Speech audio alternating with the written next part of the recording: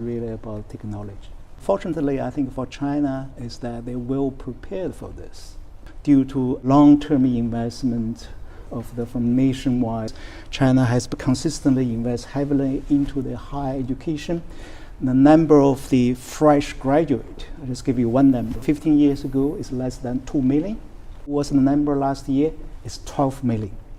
More than all the US, German, Japan, India, Australia, all combined. We're talking about more than 50% of the Chinese university students, they are majored in what they call the STEM field. China has been prepared for this kind of technology upgrading, for decades, and then now it's just basically, finally we see some kind of the result. So there's a top-down decision making. There's also grassroots ideas coming into national political discussions. And going back to the government work report, the words innovation and reform appeared 75 times. Hong Kong is, of course, on the frontier of that. How does Hong Kong Productivity Council really help companies seize opportunities in this region? HKPC, by our name, we try to boost productivity. So by now, we are talking about application of technology. So whether it will be in AI plus, or in robotics, those are key examples. We are seeing a new generation of the industrial revolution. This is very, very immediate in front of us. So we are very eager in work with all our industries, whether it's a traditional industry or the emerging industry. We are trying to bring in our elements to really help them to break the bottleneck, to move them to the next level. And Hong Kong cannot do this alone. So all these, we need to work together along with the central government work report. We need to know that how do we make it competitive?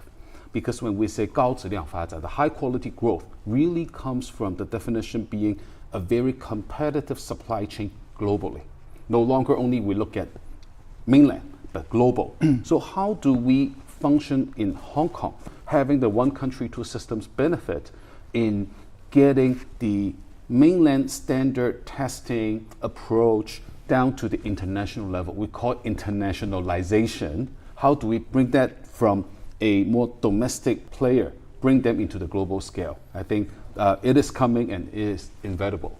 Another thing that we keep seeing from the government work report is the terms called policy certainty and big nation advantage. In a world of rising protectionism, what does certainty look like to Australian businesses operating in China? Yeah, that's a great question, because that really does form the basis upon which commerce can develop. The one thing that businesses don't like is uncertainty, and so the more that there is a framework that can be tracked into the future, and obviously 5 years is a good chunk of time. In our country, our political system runs on that far out is good for companies to invest through. We're a great champion for free trade. We're a great champion for establishing those relationships that have that in China. 85% of them were optimistic about the future. That's in difficult times. So we are here to try and make... In Brisbane, they use this for forestry management. So back in the days, you have to count the trees manually. Right now, you can just... In the days, you have to count the trees manually. Right now, you can just do the scanning and go back home and use AI to analyze the distribution of the trees, the thickness of the trees, and everything is done with algorithm autonomously. In Hong Kong, we also help the drain pipe service department to digitalize their asset and track everything down to 6mm precision. And with the rise of AI and robotics, the importance of physical AI has become unmatched, has become the most important thing. In my opinion, I think the traditional software AI era has passed. It's surprising that the AI age shifts so fast that some of the state-of-the-art algorithm can be outdated in just a few months. The next generation, where the future of AI and robotics is heading to, is definitely physical AI. So the robots cannot just do the regular like dancing and the regular program, the pre-programmed task. It have to understand the scene. it has to be acting spontaneously. So I think that's where our company is going to be focusing at, and that's where the technology is going to go as well. Wow, thanks for that analysis. And I guess from the national level, China is focusing on what's called AI Plus initiative, really plugging AI softwares into the real economy. Right. And I guess from Hong Kong Productivity Council, you've been helping companies adopt AI and automation for years now. Where are companies still struggling in terms of adopting automation at this stage, and are there still hidden barriers in terms of working across the Hong Kong, Guangdong ecosystem? Oh, definitely. I would say, especially for the more traditional industries, they are more looking at to their back office. It could be maybe search and automation, maybe it's the warehouse management. They have not been maximizing the benefit. For example, AI application can be done across a supply chain, because sometimes the benefit can really be ripped out if you're working with all your partners.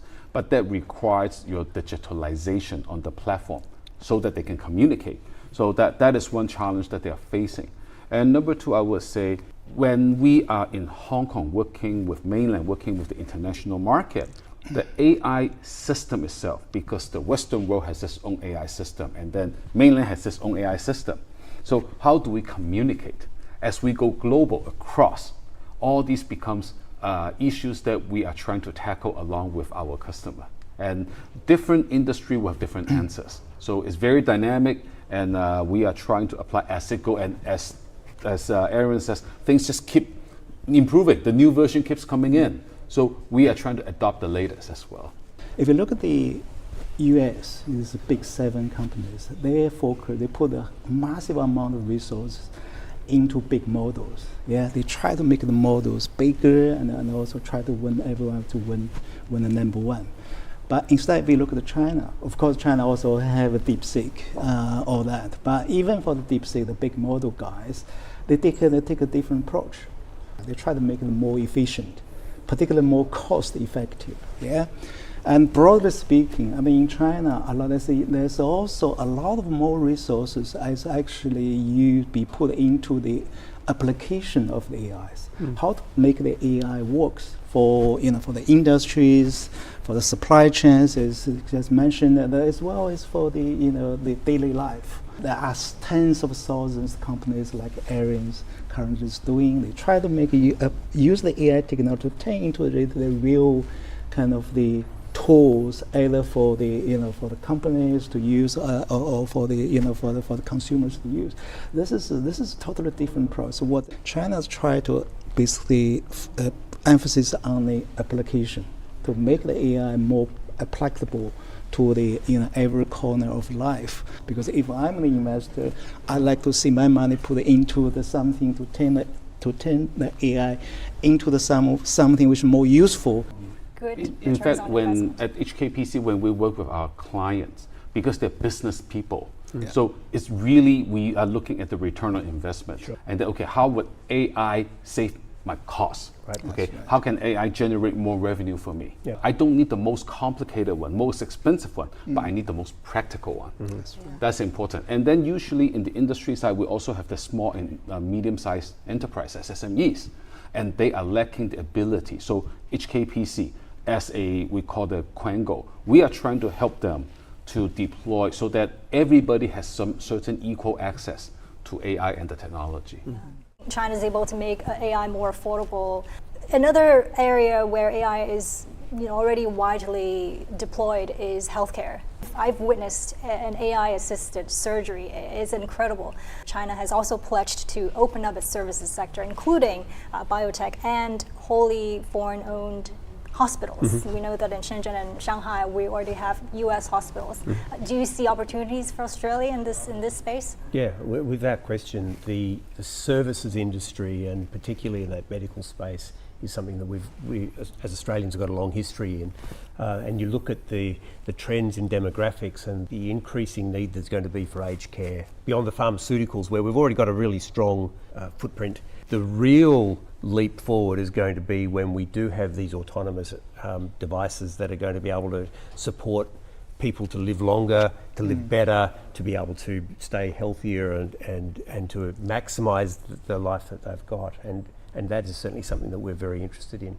I think that the space that's going to be really interesting is how quickly the application of whichever is the model that wins, how quickly that application can be done by the SMEs, because that's where the generation of so many new ideas comes, and it's the small entrepreneurs who are creating new things, testing it in the market and seeing how it goes. That's going to be a really interesting space for us to watch.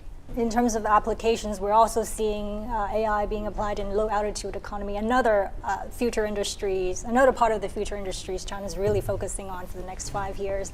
And here in Shenzhen, we already operate hundreds of low altitude flight routes simultaneously during peak hours.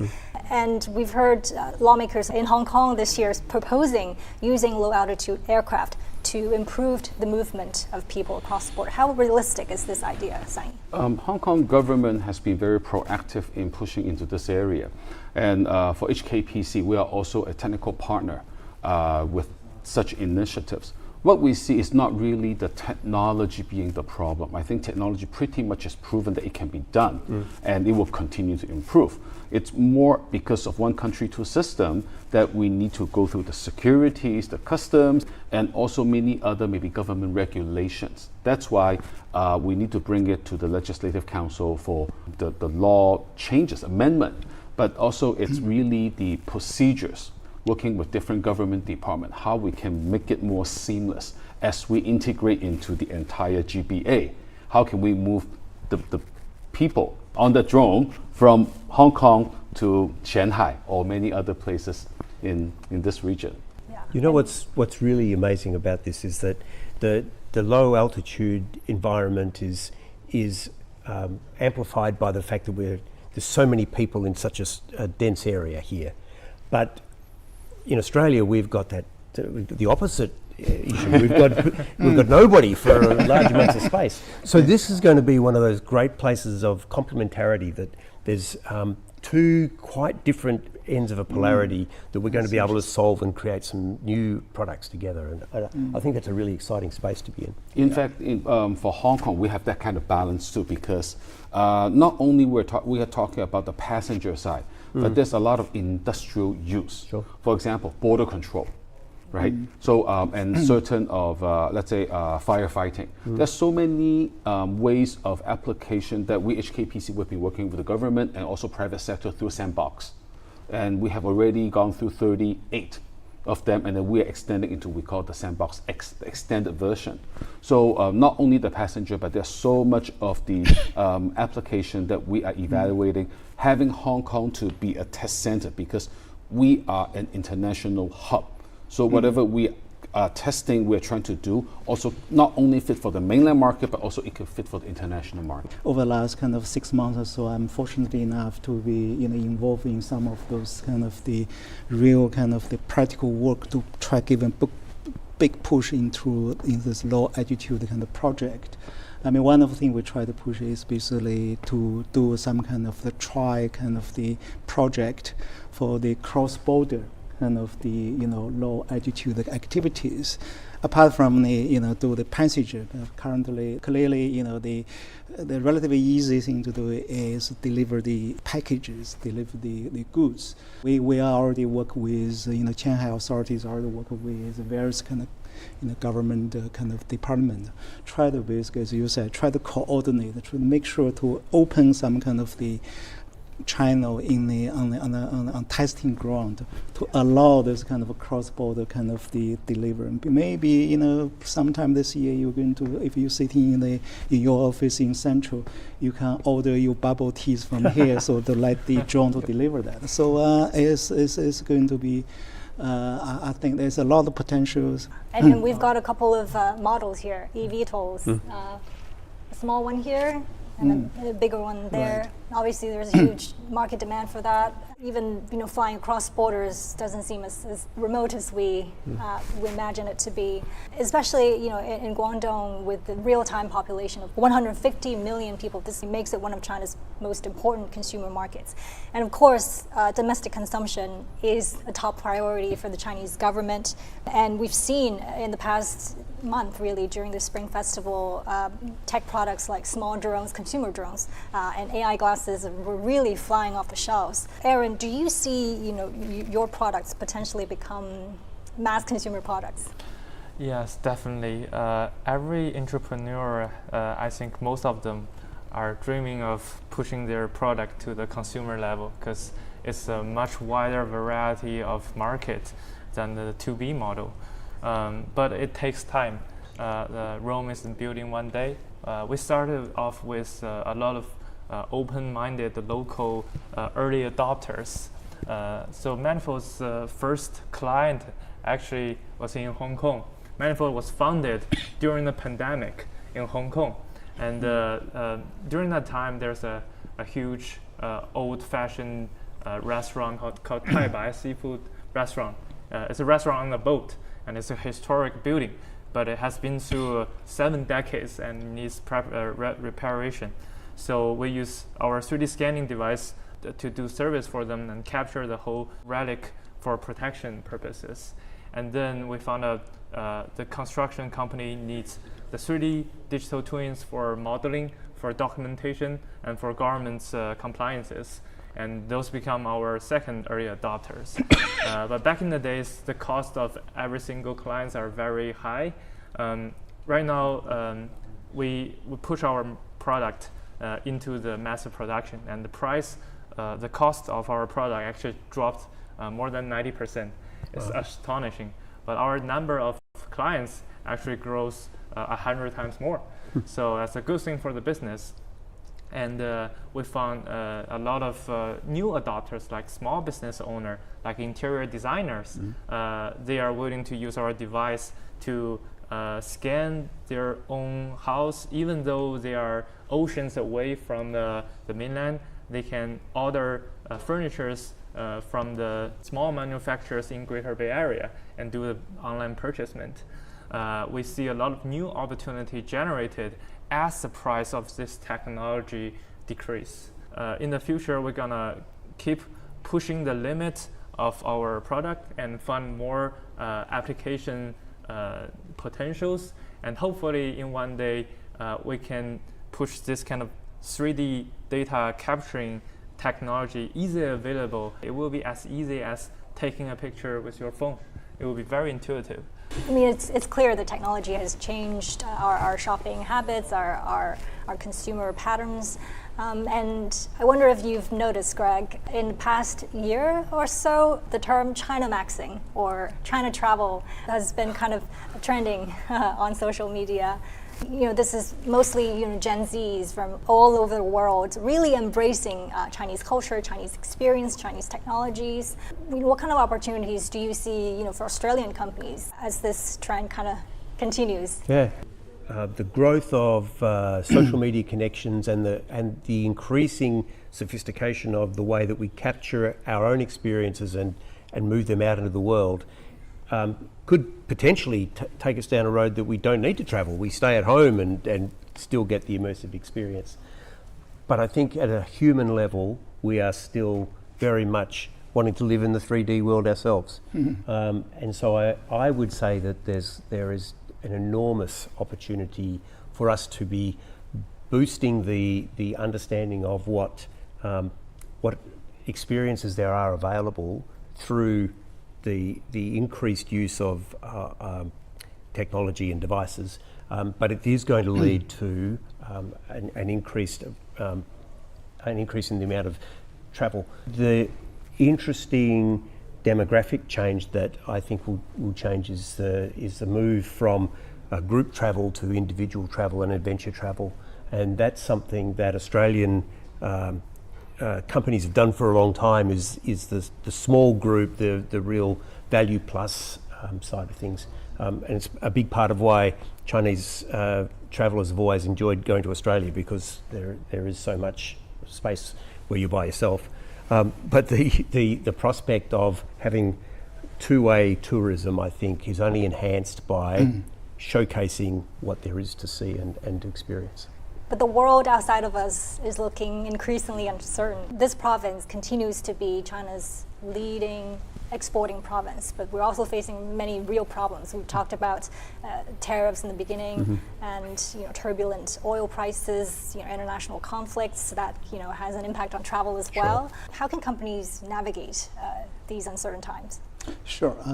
As Greg just mentioned, there are, within all these uncertainties, there are some certainties. A couple of certainties. For instance, the most part of the economy is still pretty resilient. Yeah, that is basically given the space for for the business side to continue to search for the business opportunities, either on the to B side or to C side. Despite of those kind of anti-globalization, tariff wars, trade wars, all that, but China still consistently try to open up the economy. The Chinese government, from central government all down to the local level, they still try to do their best to improve the business environment for foreign companies. For instance, the place I work with, my colleagues work day and night, try to basically to figure out how to improve the business environment for the foreign business. And in fact, we already see some kind of result feedback. For instance, last year, just in Qianhai, we had some kind of the FDI has been increased by more than kind of the 20% year on year. And Qianhai, this is a relatively new area, but it accounts for more than 60% of the incremental FDIs for the whole city. It also accounts for more than one third for the whole province. Yeah, the local level government is even work harder for try to basically to improve the business environment. This is the certainty. So if for any business, it doesn't matter. Either you don't have to be like area in the frontier of this AI. Even if you're in a consumer business, I mean, as long as you see the government is still pro-business, they try to improve the business environment. As long as the most demand are still remain stable and resilient. I think that's basically good opportunities for the businesses going forward.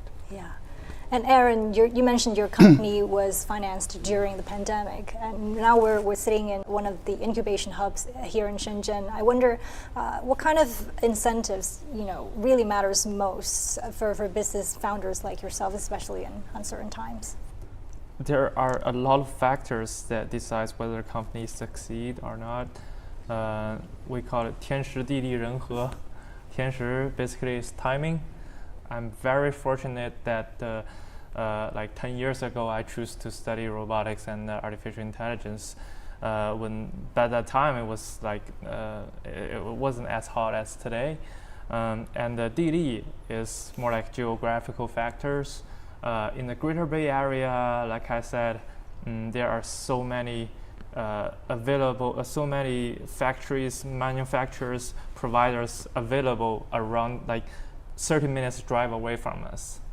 Back in the days when I was studying in the United States, I was trying to build some printed circuit boards. I remember it took me 2 months to get my first prototype and cost me like $100.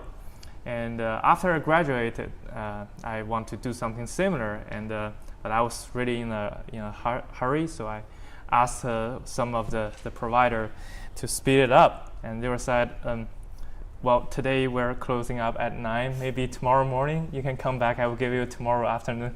That's how fast it is here, and how easily available those supplier is. So geographical wise, I think this place is the best for producing hardware for fast, quick prototyping. After I came to Qianhai, actually a lot of my friends who did startup in the United States, in Europe, they came here. They told me, well, Shenzhen is like a candy shop for me. You can literally grab electronic components off the shelf. Just one day go to Huaqiangbei, you get everything you need.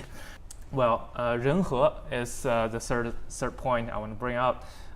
Is that after we moved to Qianhai, we found out it's so much easier to attract talents. And also, I know Qianhai has been really, really supportive. Also, HKU, Manufotech is currently located in I think the most beautiful campus in Qianhai. It's very low density, especially for small startups. Having a big, beautiful incubator is very significant. I have to tell you this. When we first started our business at a small office, and the light isn't always on, our first employees got so scared that she quitted her job because they feel like we are like a scam organization. But after we moved here, for small startups that usually don't spend much on the rent, you have some like government image or university image to back you up. They tell you are legit. It's much easier for you to attract talents. So I think those three factors are critical, not only for our startup, but for basically everything. The opportunity I see here has all those three factors. That's why I choose to move here. Wow, thanks for the anecdote. Very interesting. Greg, how are Australian businesses recalibrating their China strategy? In these times, especially after years of decoupling talks and China Plus One strategy. What keeps them here? I think the evolving nature of the partnership. Australia and China, particularly here in Guangdong, have had a long history, but it was founded upon I'm moving myself down to Australia, or I'm moving up here and I am producing or I'm trading a particular good, and they're just going backwards and forwards. And we've had a long and really great history of us bringing goods up here. Chinese people love our lobster, they love our beef, they love our wine. We've got a whole lot of good stuff that comes up here. We love having Chinese students go down to the iron ore. So that trade has been the backbone of the relationship for a long time. But I think the next stage is actually much more interesting because it's bringing together people who are then coming and creating something new together. And it's one of our companies in our chamber, for example, is based here, sourcing the equipment, and then also creating connections with Australian designers. And so the design and the sourcing, it's a complementarity rather than being an exchange. Yeah. And so I think it's moving from being a transaction into being a relationship. And I think that's how we're evolving, and I think that's the future. And it's a really exciting future that we can be developing a new way of building and boosting our trade. Sunny, Hong Kong has always positioned itself as a safe haven for global capital and a super value adder. How does Hong Kong's professional services help companies navigate these uncertain times? I would say Hong Kong is going into a new chapter with the global uncertainty, with the conflict of U.S. with its allies, with the entire trade tariff situation. I think everybody is thinking about where's my plan B. Okay, the plan B, they must find a city that they feel safe, they feel certain, they feel that there's enough protection, meaning rules of law, international rules, international communities, and the natural answer is Hong Kong. So the safe haven, I would say that the role will become more and more obvious to everyone. And that's being witnessed by, I would say, the stock market that you see back in 2025. The liquidity pouring into Hong Kong, it's just so huge that you are seeing that it's not talking. The money really comes to Hong Kong. So that is one part of it that I will see that to be a consistent trend going forward. The other side, it's really the reverse now. We have very, very good Chinese production, technology, and some services that they are reaching the international standard, that they are ready to go, we call go global.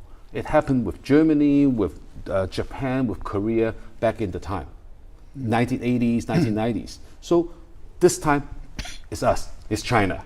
We will be supporting all these Chinese industry to go global through our professional services. We have the 8 centers, we have a great professional services, we have the one country, two systems. All these are important elements in supporting all sorts of industry from mainland in terms of going global. Yeah, that's very, very important. That's an amazing sales pitch for Hong Kong and for the Chinese mainland. Well, the message from China's 2 sessions is clear. Double down on technology, innovation, and keep opening the door to the world. Here in the Greater Bay Area, those priorities are visible. We're looking at an economy experimenting, adapting, and evolving in an increasingly complex world. High-quality development remains the guiding principle. New quality productive forces is now the key growth engine. Uncertainty remains, so do new opportunities. Thank you everyone for your amazing insights, and thank you for watching.